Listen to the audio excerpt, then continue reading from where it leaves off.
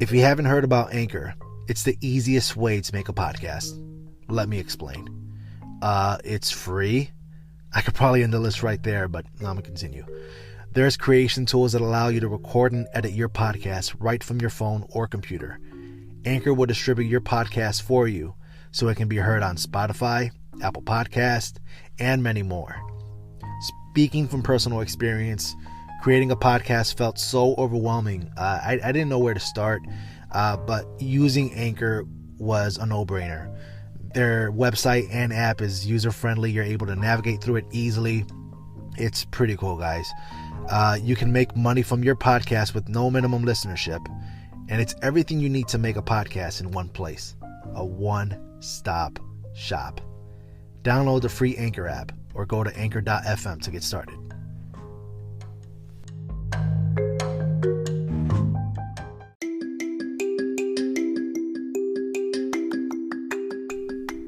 This episode of the Indie Center podcast is brought to you by Spotify, the place where you can listen to your favorite artists and podcasts for free.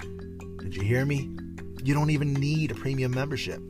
Spotify has a huge catalog of podcasts on every topic, including the one you're listening to right now.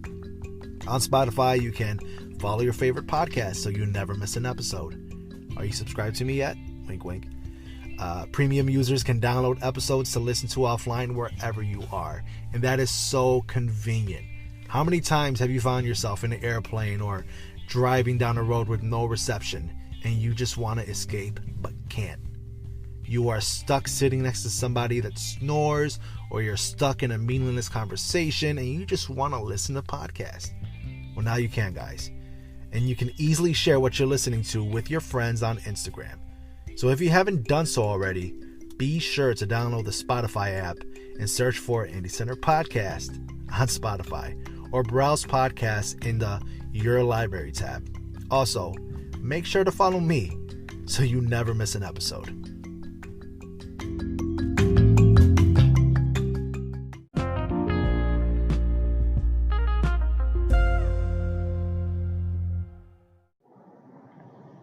All right, here we are. Today, we are here with director, playwright, and creator Maurice D. Proffit. Maurice is joined with a cast member, James Gordon, a phenomenal actor, Thank you. personality, Yes, and all-around good guy. Thank you. Good So kind. I have personally seen you in the short time that I have been here transition from film and theater, so I can speak to your versatility and talent. I appreciate that. Yes. And I've had many conversations with Maurice to be able to speak to him being, in a sense, like a big brother who not only wants to see you strive in theater, but overall when you share what your passion are, oh, you've acted before? Oh, you have experience with acting? You have experience with modeling? And he have actually reached out to me about opportunities with some major stream CineSpace opportunities, but he didn't tell me exactly what it was for when he reached out, because I would have moved mountains.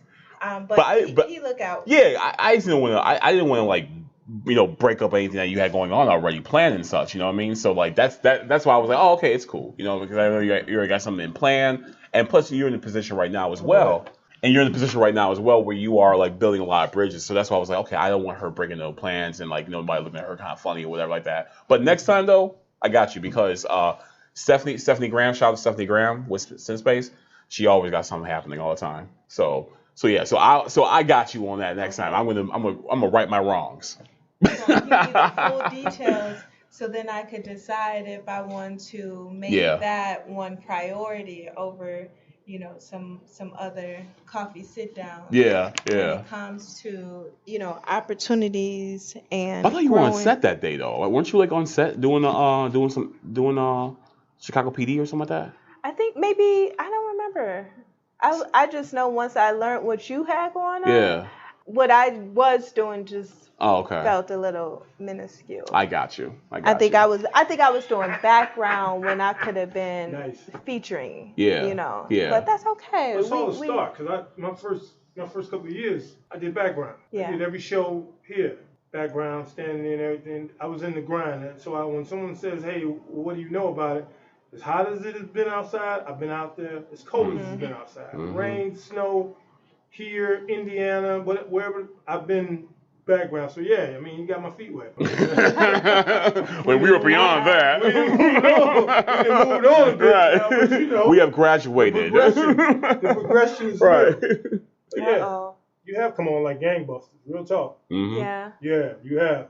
Well, thank you. That's good. That's what I was telling her, was that you don't really see that type of persistence a lot. Like that type of persistence that Jakara has really is uncanny here. Everybody wants something handed to them. Right. Everybody They don't want the work. The number one thing, I want to speak and roll.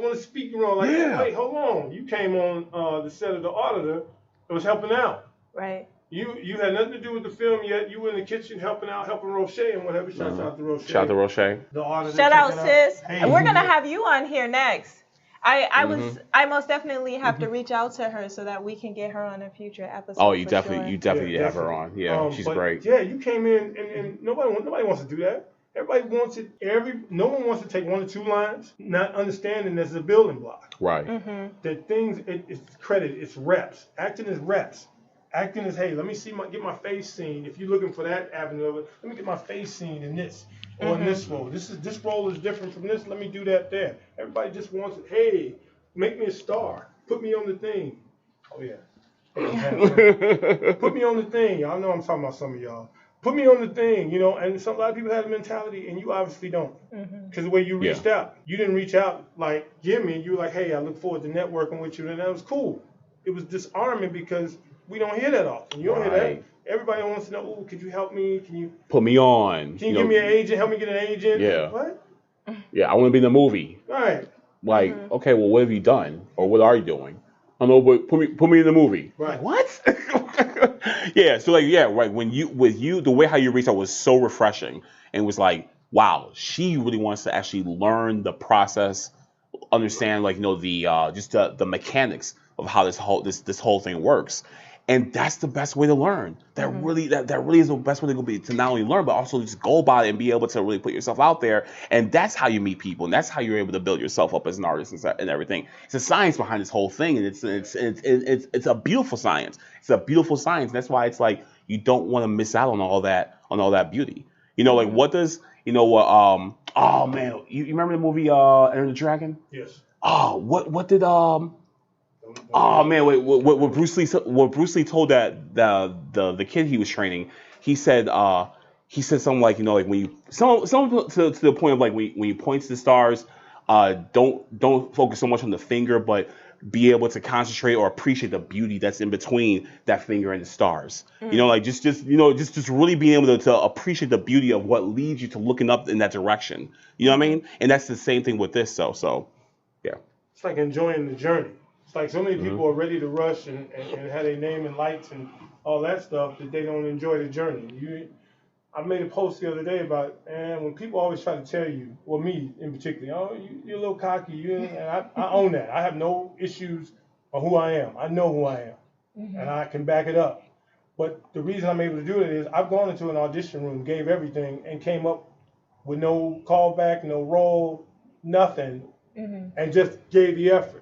And I know that led to something else I did book. You know what I mean? It's all a part of it. But you can't speak on any of that if you haven't done it. Our what's Nicholas Coppola? Unless they're Coppola or somebody like that, there's no nepotism. There's no unless somebody's a star already. Like Hanks has got his 2 sons. His sons, right? If you don't have that, everybody else had a story about, hey, I auditioned. I never forget Cuba Gooding Jr. On Empire. I stood in for him. Now, here's a funny twist. I wasn't supposed to stand in for him. It's supposed to be Tyrese. It's the very first season of Empire.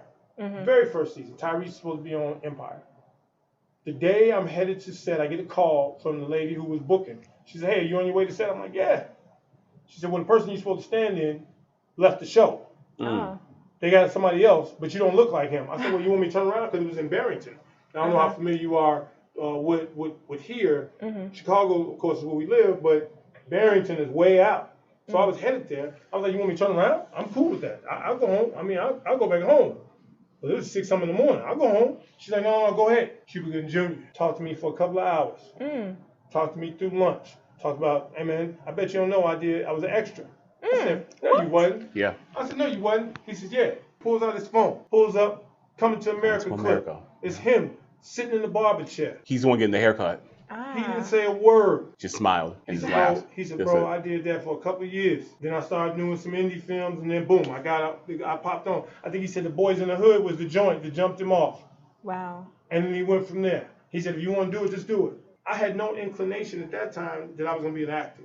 I was just finishing up teaching. You know, I was still going back and forth whether or not I was going to keep doing that or not. But that helped me to know that this dude, this Oscar-winning dude, was able to give that advice to me and sit there and talk to me. I mean, he didn't just talk about acting. He talked about some of everything. He knows. Who could tell him? You know, who could tell him? He's not only done it, but he's award-winning at it. So you know, you gotta get in here and do it, man. Yeah. You just gotta get in here and do it, and it's not gonna come to you. You know, it's not.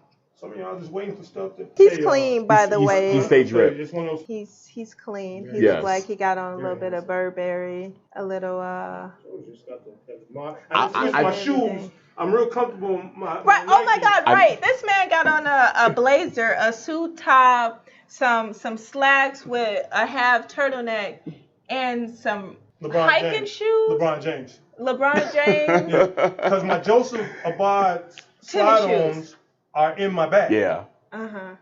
Because I was on the train today. Oh, okay. And so, you know, I'm walking. I don't want to walk in the shoes. The shoes are like a couple $100. Yeah, you got to take care of them bad boys. I don't want to do that. Right, you know? right. So, look, this is just a slight tangent. The reason people want to work with Maurice, not only because he's award-winning and stuff like that, and excellent at what he does. Award-winning. But did you hear that? But his appeal and the way he talks to people, gets stuff out of people, brings stuff out of people. You know what I mean? Gives people opportunities. There's a lot of directors. Yeah, this is gonna hurt your feelings because you know I don't care. A lot of directors, they got a project and it's their project. I give them that, but they make it seem as like, okay, you're going through these like the trials of terror or something like that to get a part of their project. And it's like, all Maurice asks you is, hey, learn your lines, be on time, give your effort. Yeah, that's all it is. And as simple as that sounds, there are a lot of people that do just the opposite or something that you're doing. Even when there's no return in it to be gained. The biggest return is knowing that your teammate won. What he won an award for, what he got the grant for, I had nothing to do with. I wasn't in that production, but I was the loudest person screaming when I found out he won. That's the way how you have to move. You have to move together. Yes. You know what I mean? Like that old saying goes when it comes to like if you want to go fast, you go by yourself. But you want to go far, you go together. Numbers. And see, not only do we have strength in numbers, we have quality in numbers. There's nothing better than support. Yeah, you can do stuff on your own. Some of us are built like that. Some of us are built on, all right, feels a whole lot better when you look out into that audience. And you're like, and the people loud and they're cheering for you. And they're with you. And that's the whole thing. That's the whole thing. Anybody wondering? And those voices are so recognizable that when you hear those voices, when you hear that support, when you hear that adulation and that response, especially from the people that you know. I mean, it's beautiful when you receive from the people that you don't know, but when you hear those distinct voices and those distinct cheers from the people that love you, the people that you know that you love and cherish and everything, that hits you deeper. That hits you deeper. The momentum is so real. Right, and that reminds you, why I am in this in the first place. And why I love doing this in the first place. Look at this production. Look at Mind Games. Yes. Look at Mind Games. Circle back to right. The reason why we're here, right? We got you. So look at Mind Games. By this genius here. So we do this here. Writer, director, producer, man of many hats. Y'all make it happen though. Listen, it's a lot of good directors. We won't do it. I'm biased. You know, I'm not one of those people like, oh, there's not another director. Award-winning, first of all. Award-winning. Director. Plays, movies, series, comedy show. Yeah. Spreading. There are a lot of directors. There are a few directors doing good work. There's 2 directors that are award-winning, constantly working on this, that, and the other, making skits, delving off into other things. So what I hear you saying is Mind Games, the production represents excellence. Mind Games, Yes. excellence. Let's talk about that because it's actually based on excellence. Yes. Tell us a little bit about Mind Games. Sure, absolutely. So, Mind Games is based off a true story that took place in October of 2015. I remember I was on the Facebook timeline like normal. I see this article from NPR that's talking about a prison debate team that just defeated the Harvard debate team. What? That headline alone captivated me. Like, wait, what? Had to click on it. Couldn't click on the article fast enough. Read the whole article and it was absolutely inspiring. It was a beautiful story. And I went to look at some other outlets. I'm like, let me see what the Washington Post said. Let me see what the New York Times said. Let me see what CNN said and all that good stuff and everything. And I couldn't get enough of the story. And I told myself I really wanted to do this show. I really want to do a version of the show myself on my stage. But at that time, though, I had Rise of Riot going on. So, I had that ball rolling. So I said, I'll come back to it later. And here we are with later. So when I was preparing for this production, I got in contact with the people of let me say the debate team is part of a program called the BARD Initiative. And the BARD Initiative, what it is, it's a program that's spread throughout some of the prisons on the East Coast. And it's not just an educational degree program within the prison, but it's like the upper crust, like the top students of the degree programs in this prison. So it's like an honors course. It's like an honors program, within the prison and such. So it's like the best of the best, really. And they wanted to, expand the opportunities for the inmates, just not limiting them to just classroom and books, but they said we want to actually have them have some actual interactions, with the outside and such, and in a very controlled yet intellectual environment. So they put together a debate team. They went up against local colleges here and there and such. They went up against West Point as well, and it was going so well. When it came to the actual debate process and how also the work going around in the East Coast, they're like, let's completely go outside the box and go up against a prominent university. Let's say Harvard. Why not? These guys are good enough for that. And they went up against Harvard. They reached out to Harvard. Harvard was very very accepting of it and everything. They were very open to it and whatnot. They had to go through all the rigor when it came to the background checks and whatnot and everything. Brought them over to the facility, and then bam, they knocked it out and they beat Harvard.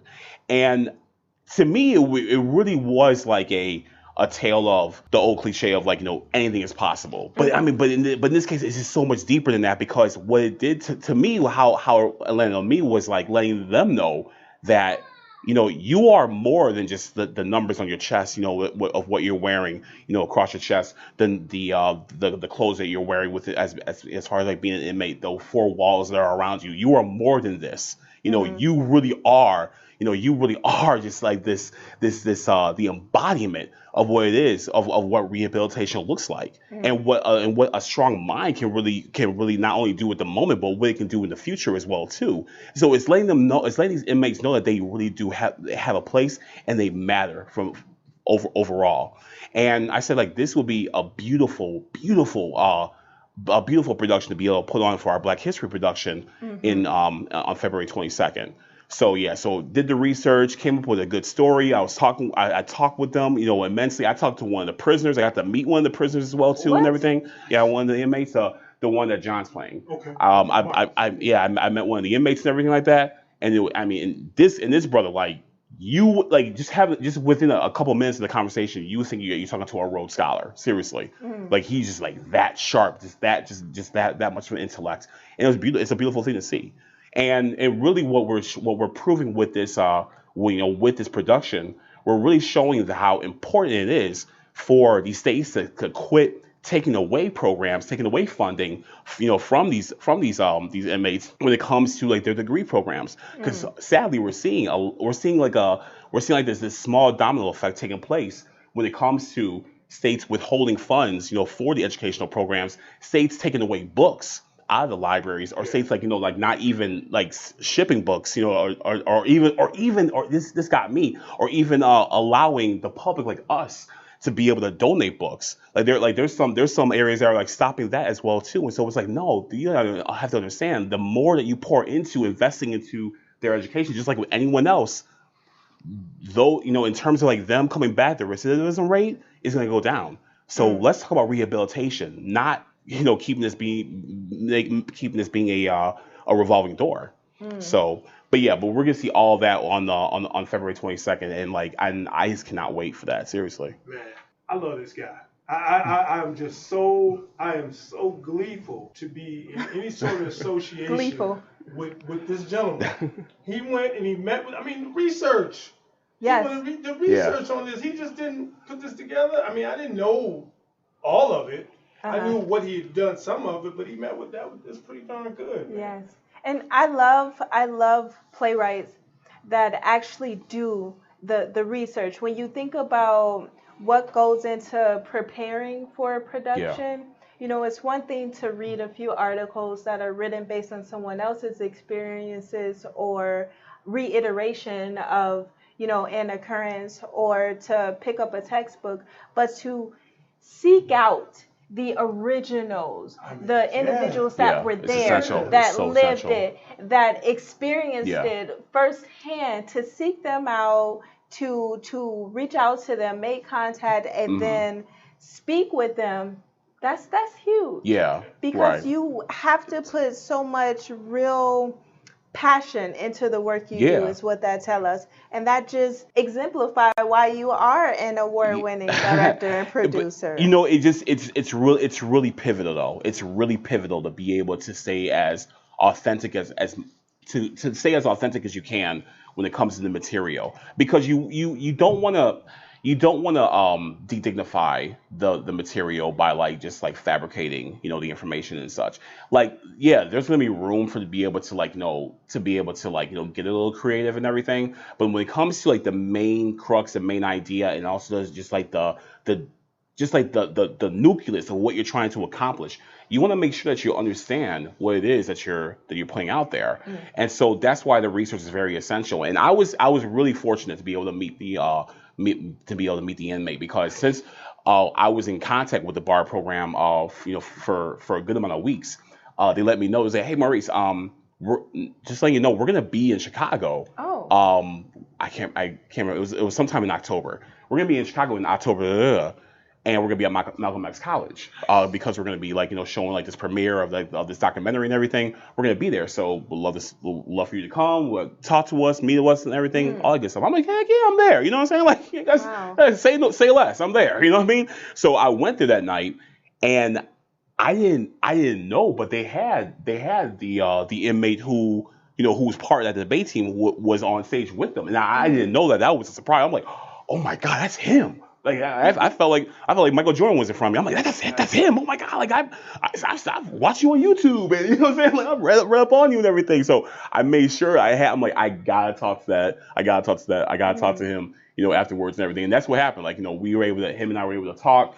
We exchanged business cards because he works for the bar program now. Wow. Like he actually works with them and such. So we were able to kind of keep in contact with through email as well too and everything. But that's the thing though, is that, and it just goes to anyone else that's out there listening, when it comes to putting these projects together, your creative side and everything obviously is going to be in the works, but you want to make sure that you're actually working around something as well. So you want to make sure what you had, your base, is true, it's factual, and you are bringing all dignity to the story that you're bringing. Unless it's like something that's completely, it's like from the left side of your brain. But when you're recreating a story, though, you want to make sure you're doing it justice. So when it comes to what the actual facts are, and get all that right, because you never know who's going to see it. You never know who's going to be touched by it, and for them to be able to say dang, this really happened, this really went down, and it went down like that, A, B, C, D, E, F, G, then what can I do to be a part of this, or what can I do to help, or what can I do to make a difference in everything? You just never know, how that's going to go about and such. So you want to make sure you do it right. It's a moving piece. Yes. It's when I read it, and then I found out my role, I was like, oh my God. I was like, that's pretty darn, I said, this is pretty darn cool. Reading it, it felt like a combination of the great debaters, a little bit of Mr. Carter, Mm-hmm. A little bit of Lean on Me. Everything where there's an uplifting, there's obstacles, boom, boom, boom, boom, boom, boom, boom, and then there's this little bit of sunset part. So for some of y'all who know about that movie or whatever, I play Frank Vaughn, Okay. the advisor and the coach of the team. Mm-hmm. So there's a lot of encouraging. I haven't been a coach before, and Frank and I have some similarities. Frank, had a woman he was engaged to, and lost her, and so he spiraled into drinking. In my real life, I was engaged 2007 to a wonderful lady named Maricela, and cancer took her. And Sorry to hear that. I kind of spiral. I'm not ashamed to tell you. That's why when people talk about that humble stuff, I be like, oh, shut up. You have no idea. First of all, you don't know the word. Plus, you have no idea of my story. But I spiraled for a little bit because I love my life. Sure. So Frank and I have that in common. So that's what made this easy.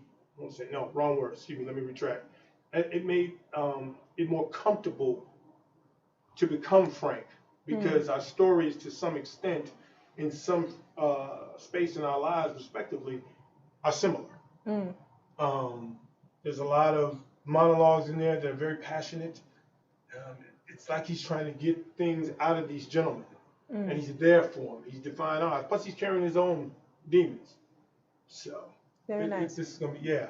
Make sure you check this out. So, Maurice, how do you go about choosing your cast? So when it comes to choosing the cast, I, for the most part, I know I have an idea of who I'm kind of like eyeballing for certain roles. Like when I put the script together, I'll sometimes have in my mind like, oh, it would be great for this. James Garner would kill this. Ruben Ramirez would kill this. Chrissy Johnson would murder this. I would think about like those type of things would happen, and I think that happens to anyone that puts together a project. They kind of have an idea who they can visually see in that position. But aside from that though, I do hold traditional auditions as well. And they go through a process in terms of when it comes to submitting tapes, submitting their resume, their headshot as well too. And I like to give them cold reads because I want to see how they respond immediately, like how they're able to adjust within 30 seconds to a minute after receiving the sides. So I like to see how they adjust to and they adapt to that situation, offhand and such, and how they're able to really be able to pay attention, follow directions, and maybe bring their own creative spin to that side. That really stands out to me. So I like seeing how they operate typically, when they're in a different position, really, that they may not be used to and all. So sometimes I'll have people in mind already. We go through the auditions and such, and then there are people who are kind of hey, whenever you have anything available, and no matter how small it is or whatever, please give me a call. I'm always on deck ready for you. And so those would be kind of my reserves. Hey, shout out to Lily Valdez. Oh my God, I can't explain enough is how much of a godsend she is. Seriously, we unfortunately someone had to leave. Had to leave Mind Games. Because of work and all that stuff and everything. And I called Lily up. I say, Lily, I know that you've been kind of taking a break from acting because she says that she wanted to kind of chill for a little while and everything, which is totally understandable. She was in a ton of my shows, all in a row and everything. So I totally got it. And I'm I know you're taking a break. I know you're chilling. I know you're hanging out and everything, but I got this role. It's super small, in terms of content and whatnot and everything, lines. It's not a lot of pressure. It's not a lot of that juice that's going to be on your character and everything, but can you do it? And and immediately she's like, say less. I'm there. I'm there. And I think you met her. When you came to the audition. Yeah, Lily was there. And so Lily, came through. So that's what I'm people like that who are always whatever you have going on and such. I'm very blessed to have people like her, who are kind of the reserves, who will say hey, whatever you need filled in, I'm there for you and such. So it's a nice mix of those three areas. Okay. And James, how did you find yourself attached to Mind Games? I auditioned. Okay. I want to go on record and say that myself and every member of that pack, we auditioned. We showed up. Now I showed up bloody because I was in a I was filming a movie. It's funny. Filming the day of audition. I'm like, Coach, that's my name for him, Coach. I'm running behind because I'm still filming. He said, bro, you good? Just get here when you get here. So I Ubered from I'm south, and we were in Humboldt Park Library. And so I still got some of the blood on my head from the shoot. I got as much of it as I can, but it was really thick. Some stuff happened to me in this movie. But so I came to the audition. I'm like, Coach, I'm here. And I stood in front of the thing and read the lines and what have you, and I auditioned. Because Absolutely. If that makes it easy. Now that I'm here though, I'm telling you, and I'll be quite frank saying this. A play I was in last summer, had I not done that play, I don't think I would be as comfortable as I am doing this play and becoming Frank Vaughn. Okay. There was a play I was in last summer where the monologue was 8 to 9 pages long. Shout out to the cast of Nightshade. Oh, Nightshade, yeah. And so I did in two other, it was 1-act plays, 10 1-act plays. And in 2 of them, I was solo. The first one of Mist and Shadow, it was just me by myself. And I had to switch between characters. Like the guy in Switch, I had to back and forth, back and forth. 9 and 10 pages, I did that. And then there was another one that was like a 3.5-page poem I had to learn. And then when we came, we did some choreography. And then there were other things in there. But doing those things made me say, after doing that, night after night after night after night, and getting all that content, I said, oh yeah, I'm pretty much can do just well. And then Frank has a legitimate amount of monologues, healthy monologues here. And you got to see it. You got to see it because I'm going to tell you right now, you're going to see a lot of y'all have seen me like on TV and movies and commercials. This is something different. This is something totally, when I take the stage, this is going to be a different guy. So make sure y'all tune in. I'm very blessed to be a part of this project. I told you, I teared up when I read the script. I was like, he trusted me.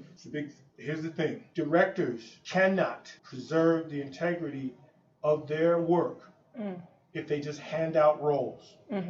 Right. You cannot hand out roles to people because they're cool with you or whatever. There has to be a trust. This gentleman has trusted me to be Frank Vaughn. I'm going to deliver. Wonderful. Okay, and with that, Believe that. Maurice, I understand that there's some heavy moments, including some fights, some incidents that may even cause some heavy emotions. How do you go about making sure that your cast members feel safe inside and outside of the production? Oh yeah, absolutely. That I'm very, very happy you're bringing this up.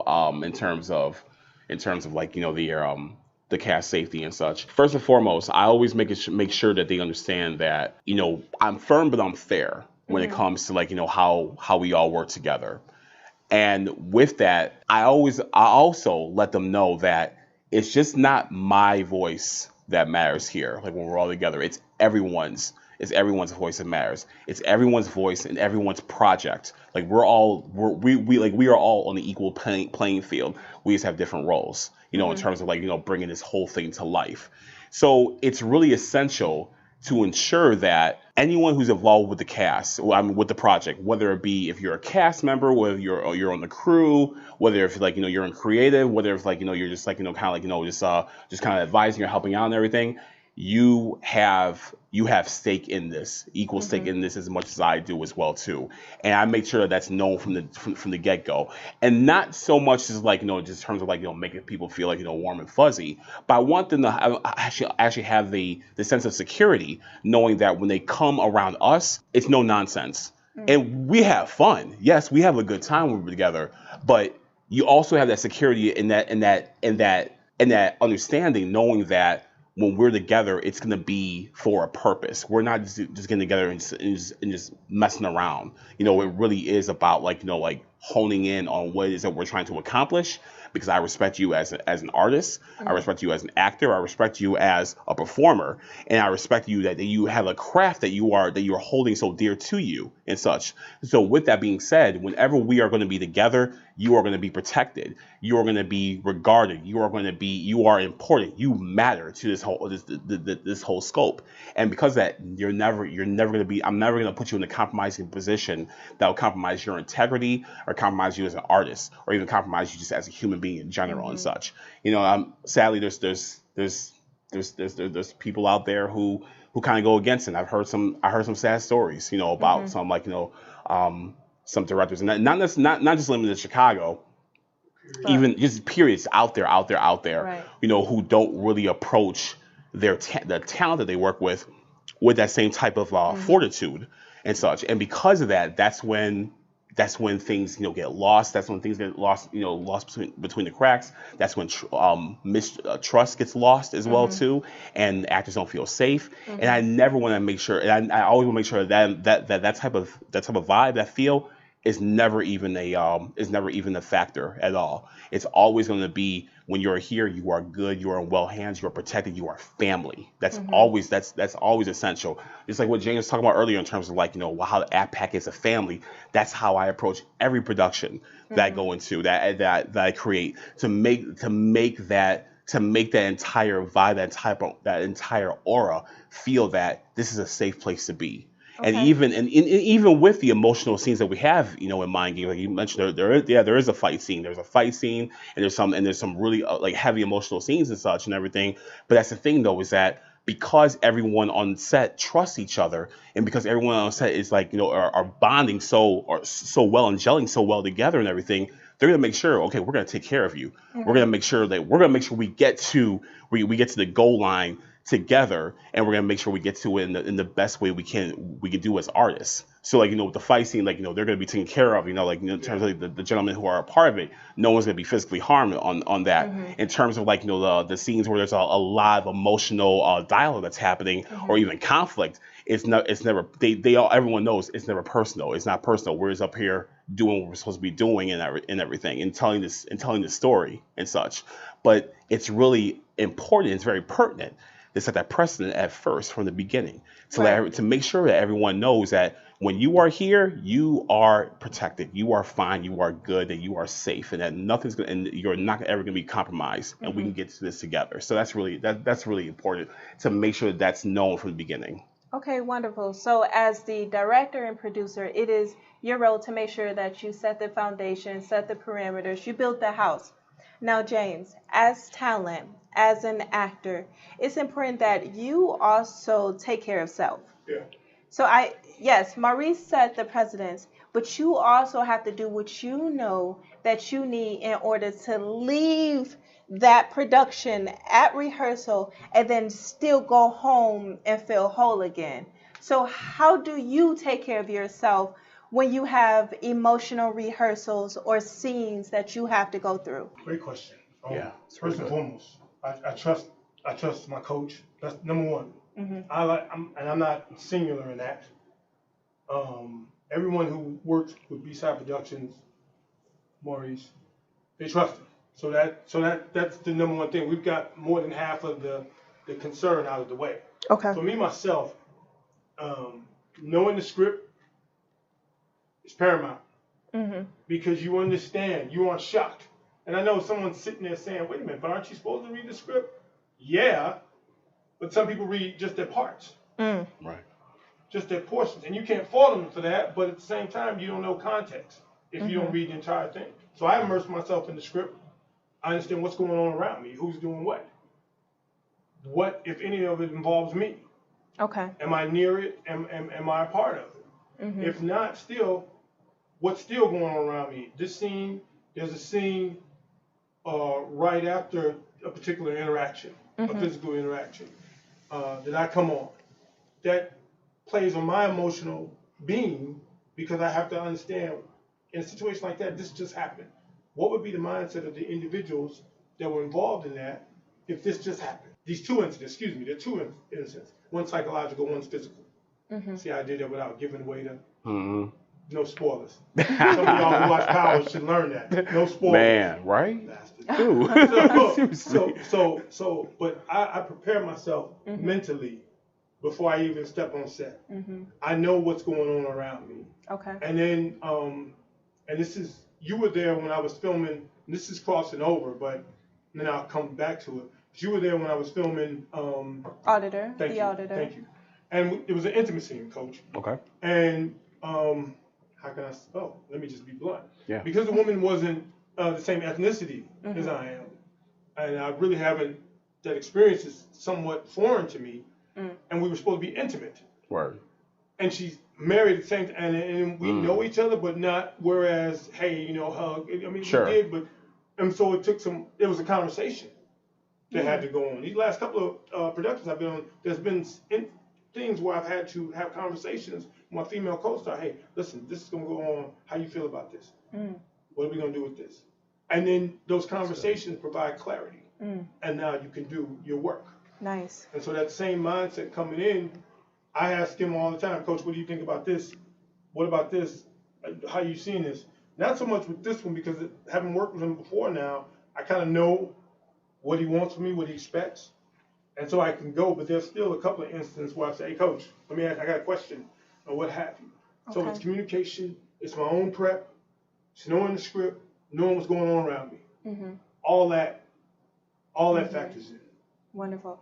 I had an opportunity to see for myself, because I was at a rehearsal one Saturday, how Maurice really gave and continued to give freedom and creative freedom to his cast members, because there was one cast member that has a monologue, and because of this production, he found himself inspired to create a poem. And he asked Maurice if it would be okay if he include his poem into the production without giving too much away. But I was able to be the third party to witness how that piece was becoming created, and how Maurice was still being supportive and also giving this individual their creative freedom to create and to make it their own. So that is wonderful within itself. Now, my next question is, or piece of discussion that I really want to know is, one, what would you like the audience to take away from this production? What's really essential to take away from this is it really is the power of education. And not just limiting yourself to just what material is being pushed on you in schools. Yes, that material is essential, but I look at that as like school. It really is like it helps you learn how to research. It helps you learn. Okay, I know that I need to go to these places to get this material, to find this content, to be able to apply it here. So you understand the mechanics of how to be able to research in school, but being able to take that though and utilize it this way, you go a little bit further than just what's on the surface, and be able to really apply that in other areas this way. Like you're not falling for the okie doke on what's just on the surface. You know, you're going beyond it. You're asking questions. You're inquiring. You're like, okay, well let me look a little bit deeper into that and such. And this show really does touch on that in terms of like just how it not only just touched on that, it really does a deep dive into just like how essential it is to really be able to have that type of like that independent thought, because there's a lot of things in the show that shows that the challenges that occur with these inmates, but how they're able to overcome these obstacles in a very in some non-traditional ways. They don't have these inmates, they don't have internet the way that we have. They don't have updated textbooks or updated books in general, and updated reference books like how we have access to that. So they had to go about their research in very creative ways in terms of being able to find those answers and everything. And you see how that they apply what they learn, the mechanics of what they learn in the classroom, but they apply it to life as well too. And that's why it's like just the entire scope of the importance of education really needs to be understood, because it's not just a scholastics thing. It really is a life measure, in terms of like how to be able to apply what you've learned, from here apply it later on. It's this way you're not getting hustled by like some real estate broker. You're not getting hustled by some like lawyer or whatever. You're not being lied to by a judge or by a cop or, you know, by your boss or whatever may have you. You know, you really are to making sure that you are well equipped to take those extra steps to go a little bit further than what you normally would to be able to gain the objective or gain what it is that you're trying to gain in the first place without having to, you know, submit yourself to some authority that's trying to like sway you in a different direction. So it really is about challenging your thinking because you are worth that. And you are worth, you know, being able to go the extra mile. It's like not just don't go the extra mile for somebody else. Go do it for yourself. Learn for yourself. Be able to like, you know, immerse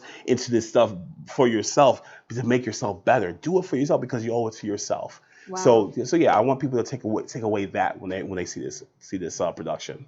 Okay, and what about you, James? What would you like the audience to take away? That was beautiful. Thank you, brother. Thank you, brother. That's great when men can compliment other men. I mean, you got to get rid of that. We got to get rid of that, especially among black men. Yeah. You definitely got to. Yes. I get right to your question, but that whole stigma, like I was hurt all week with Kobe. I'm a huge Kobe Bryant fan. Huge. My favorite player. Period. And I grew up here in Chicago and everything. And 23 is the guy. Yep. Yeah. I'm a Kobe guy. Yeah. And so I was messed up all week. So that wasn't the day I didn't have a wet face or saw a highlight or something. So if I can, and that's that extreme. So I can express somebody, especially one of my comrades. Tell them, Wonderful. it's awesome. Thank you. This, that, and other. So we got to do that. Good. We got to dismiss those myths. 100. You can battle back from anything. For me, especially as Frank, second chances. You'll hear, and that's a recurrent theme. This is a second chance for Frank. He's being judged constantly. It's one of the longer monologues speaks about that. He's being judged constantly. I'm constantly under the microscope. Eyes are always wondering what's up with me. And this is redemption. And people should be able to say, hey, listen, there's not a perfect person walking the planet. Money, credits, whatever the case may be, you're not perfect. You've done some stuff. Just because you didn't get caught doing it, just because somebody didn't see it or what have you, you've done some stuff. And it may not be something criminal, but you've done something, maybe immoral or anything. We've all done something.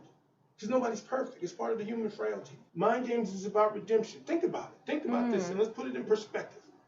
The men who were being championed are offenders, are breakers of the law, are lawbreakers. Think about that. The men we are championing in this play are lawbreakers. That in itself, they're learning to debate and research and all that type of stuff without all the necessary amenities that, like right in front of them. These men don't have that, didn't have that. It's redemption, second chance. So people should be able to look at the play and say, wow, and feel some sort of way. It should give them some sort of warm feeling. Like one of the things, like something out of Disney or one of those movies you go and you're like, oh man, I can't believe that, that was so powerful. It's like that. And people it's not what we want them, people are going to feel that when they leave up out of here. Yeah. Okay. This feeling of triumph. So. Wonderful. Now, why What's up, Doc is it Hollywood? important to create content for us, by us? Sure, no one else is going to tell our story but us, so and if we rely on outsiders to be able to tell our stories, then there's going to be a lot of information that's going to get lost, and it's going to be purposely held back. There was just to give you a quick example, I saw something that was very disturbing last week. There was some article that was floating around, and I don't know if it's like some trolling shit or whatever it was, but they were trying to say that some young lady, she was a white girl, she was the one who created Chicago house music, and I'm like, whoa, what? Do we not know who Frankie Knuckles is? You know what I'm saying? And Jakar, I know you're from Minnesota, but Chicago house music here is like, I mean, that's like that's religion here. Especially with like hardcore house heads. I'm not that much of a hardcore house head. I'm very casual with it and everything, but I do respect. I understand the culture and I respect it to no bounds, because to me it's like that's all part of like that that Chicago hip hop culture, but it's house though, so it's something that's only tailor made for here. But there was this article that was going around saying that was I can't remember her name. You saw the article too though, right? But the thing is though, like what was troubling to me though is that like that's a slippery slope. That's a slippery slope that's waiting to happen for them, for people, for gatekeepers who are no longer here anymore, who are no longer here to protect the brand, to protect the genre or even the culture, to be able to protect it and be able to say, hey, no, that's incorrect. So if there's no one here to call them out, then people who are in these positions who lead media, they can say whatever they want then. They create their own narrative. Right. So and that really stood out to me, and I was like, that's really problematic. And so that's why it's essential that we need to keep on continuing telling our stories to be able to uphold the integrity, the integrity of our stories, and the integrity of our culture as well too, and protect it at all costs and such. Now, there's nothing wrong with like learning like outside your culture and everything to understand like how they operate, but still at the same time though, you want to maintain the degree of integrity, the high degree of integrity that's there, to make sure that always remains the way it is. So that's really essential to me. Good. Now, what are some thoughts that you put into this production or any production to make sure that it is not stereotypical or overly dramatized? Me personally, I don't like to do the stuff that's like already been done so much. I'm just not like for example, I love like gangster movies. I love like mafia movies. I love mob movies. I love the 90s hood movies like Menace to Society, South Central, New Jersey Drive. I love all those. But I look at like these are areas, these are genres that have been done a lot. So I like to explore in areas that really haven't been touched too much. Like I like to look at more complex situations, more situations that actually do exist but don't necessarily have the audience or that aren't necessarily really out there too much and such. So I like to kind of play around with different types of characters and everything. I like to see shades of myself. I'm very to the left. I'm a weirdo, and I'm a dork, and I'm a geek and all that good stuff and everything. That's okay, but I like to see representations of myself that might be out there and everything, because I know it's out there, but it doesn't get that much attention and all. So I like to kind of bend the rules a little bit when it comes to storytelling, because especially Black artists, we are much more than just being thugs. We're much more than being pimps. We're much more than being deadbeats. We're much more than that. But a lot of times Hollywood likes to lean on that too much, where they're saying, no, just be the crackhead. We need a crackhead, so we're gonna call you up. Just do that and get this check. No, there's so much more to us than just being the crackhead. There's so much more to us than just being a drug addict. There's so much more to us than just being a thug or doing drive-bys and everything like that and everything. There's so many more stories, so many more personalities that we have, and so many endless layers, of character that we possess. So that's really essential to be able to tell those stories because they are waiting to be told. So it's like, why not? Okay, wonderful. Well, what are the 3 W's? When can we catch this production? Where can we catch this production? And why should we catch this production? I like that. The WWW. I like that. The Dub 3. So when it is going to be February the 20th. Mind Games is February the 22nd. It's a Saturday. February 22nd. It's a Saturday evening, 6:30 p.m. Sharp. So sharp. This isn't no this ain't that hood stuff. Yeah, this ain't no black folks stuff, right? This ain't no This ain't no black folks timing. This is gonna start at 6:30, maybe even 6:29, but it's gonna start at 6:30 sharp on February 22nd, it's a Saturday, at the Al Larson Prairie Center for the Arts in Schaumburg, Illinois. Tickets are on sale at bsideproduction.com. That's bsideproduction.com. Tickets are on sale on that website. And why you should see it? It's number one. It's Powerhouse It's B-Side Productions, B-Side Studios with Powerhouse Productions. Powerhouse Productions has been around for over 20 years, bringing Black history to the village of Schaumburg for over 20 years. And this is how we're continuing it. We're telling a beautiful story as well too. We're telling a fantastic story with an amazing, incredible, outstanding out of this world cast that you do not want to miss. And overall, just from my personal sentiment, this is dedicated to my mother, Yes, the late Mm. great Yes, Valerie indeed. Proffit. Yes, indeed. She passed away last month. She's the whole reason behind any of this being possible. And yeah, and this show and everything else beyond the 22nd is going to be dedicated to her. I'm gonna have a nice dedication to her as well too, an acknowledgement that night that we would love for people to be able to take witness to. So bsideproduction.com. Tickets are on sale right now, February the 22nd at the Al Larson Prairie Center for the Arts in Schaumburg, Illinois. Let's get it. So James, tell us why we should come. there's a lot of various plays that are typical. They're the same formula. They're the same subject matter. This is, like I said before, this is a triumphant story. This is an overcoming story. This is, it's during Black History Month. The writer, director, producer is black. Majority of the cast, African American. It's a powerful message that deals with a lot of us. Some of us have cousins, brothers, sisters, friends who are incarcerated and trying to keep their heads up. They're not necessarily evil or anything like that. Just circumstances sometimes work against you, bad situations, etc. And they're trying to make their way back. This is that. This is that uplifting story where you come to the theater and you leave the theater feeling better than you came. That's basically the whole thing. And we're gonna put on this cast. We were remarking at the very first table read how diverse the talent is. Mm-hmm. How Maurice was really circumspect in pulling individuals and putting them in spots. You could tell this wasn't a haphazard, hey, all right, this was, you fit here, you fit here.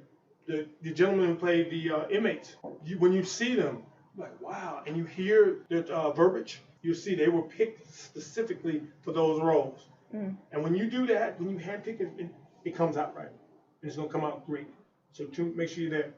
Okay, wonderful. What's coming next? What's coming next? Like I told you earlier, 2020 is going to be a stacked year. We have a lot going on this year. I'm in the middle right now on working on a film project with VAIFF, with the various Artists Independent Film Festival. And that film is going to be coming out in October of 2020. So be on the lookout for that. This summer, I'm premiering the film that we did last year that James and I both, we're both a part of, Rap Mom. It's called Rap Mom. So that'll be coming out in the summer of 2020 as well too. In addition, I'm doing another 606 Mania, which is a comedy show. So I'll be on the lookout for that. And also, I'm doing another play in September. I'm producing this one. It's titled Noches de Lupita, and that's going to be taking place at Juarez High School on the South Side. And I'm also producing and directing a one-woman show that's happening later on this year with Madeline Figueroa. And we're looking to premiere that in 2021. So 2020 is stacked handsomely for the rest of the year, needless to say. But like that's the thing is always that like there's always room for for other projects and all. So you're gonna see it one way or the other. So it's gonna all be out there. Yes, and I already know we're going to be seeing James as well in theater and in film productions. I've written a film. I've written a short film. It's called Escape. I'll be collaborating with both Maurice and Emmanuel Stewart to get their director's expertise. It's a short film. It's a thriller/horror. I can't wait for y'all to see that. There are a lot of projects that are coming that I filmed last year. The Rap Mom. There are a few things. There are a couple of web series I'm working on. A couple of SAG films I've just done and will be a part of. There's a lot of stuff. I just signed on to a play. They got just supposed to send the contract over to another play that happens a couple of weeks after this one is over with. Nice. Congrats, brother. Thank you, brother. So yeah, you're gonna see me. You already see me. I'm on TV every day. Literally. I'm like literally. No, I'm not just playing. I'm literally on TV at least twice every day. But yeah, our emissaries of excellence are pushing forward the envelope. And what did Don Shields say? Actors act, but creatives, we always create, no matter what it is, and we don't think of big and small. We think of just content. It's large content, larger content. Nothing's ever small. Right. So we're always. Okay. Do you have any shout outs?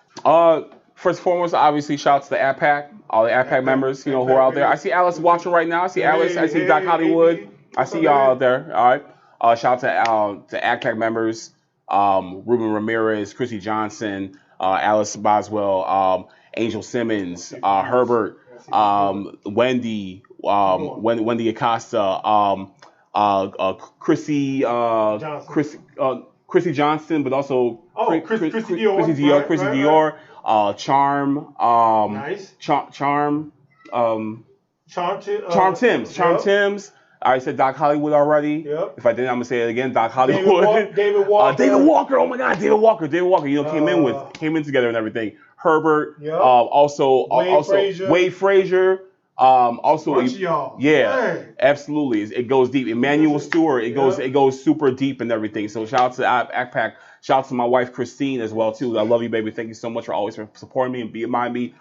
Shout out to all my boys, Ken, Elijah, Sam, Tim, Dan, Matt, and my homegirls, Maria, Stephanie, Lee. I hope I'm not leaving them out. They're gonna kill me if I am. Elijah, all of them and everything. I love y'all and I appreciate y'all. Thank you for always being by my side and everything like that. And also, this man right here, I can't thank you enough, man, for real. Always having my back. I love you more, man. Always having my back. Always being there for me and everything. Always being my ear, being there for me. Like, when my mother passed and everything like that. I appreciate you to no end, brother, for real.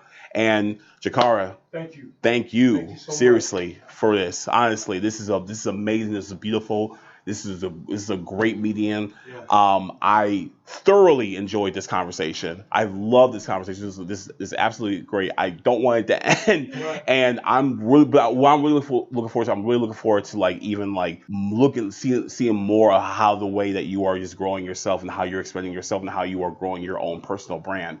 And seriously, like in Indie Center Podcast, they gotta come up with you for real. They gotta come up, boy. They found gold, boy. I swear. I'm gonna see them they found gold, man. They don't know, but they about to know though. Yeah. So thank you so much for real. Thanks everyone for listening, and for those of us that are listening, do either of you have some closing remarks or anything you would like to say to the listeners? Go ahead, brother. Just come on out on the 22nd. You're gonna enjoy yourselves.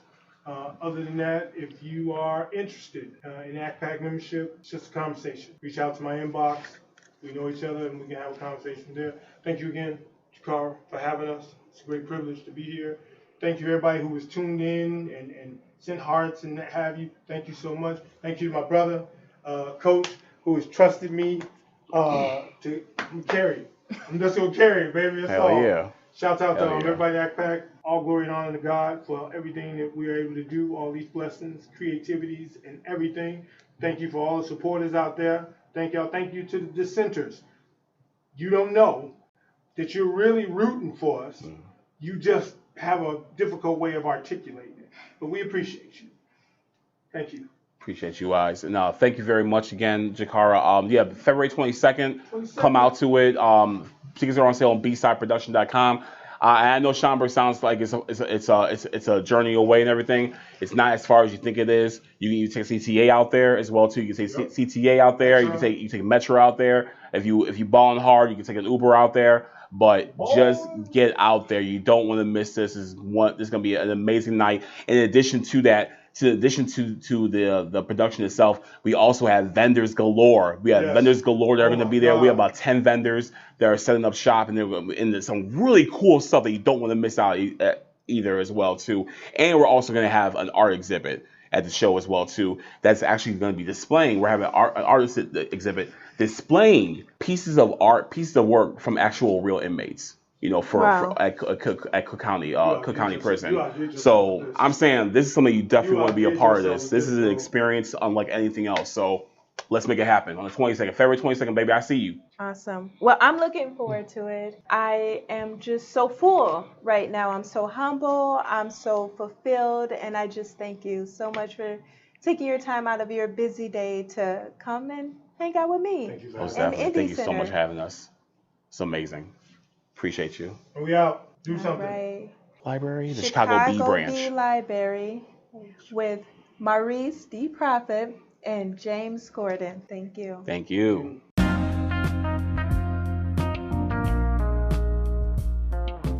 If you enjoyed this week's episode, please make sure you hit that subscribe button to stay centered on all Indie Center podcast episodes. If you are an independent creator and have a story to share and want to have a sit down, please email me at indiecenter.podcast@gmail.com. That's indiecenter.podcast@gmail.com. If you have sponsorship inquiries, I'd love to help local businesses. Please email me at indiecenter.podcast@gmail.com. Until next Monday, guys.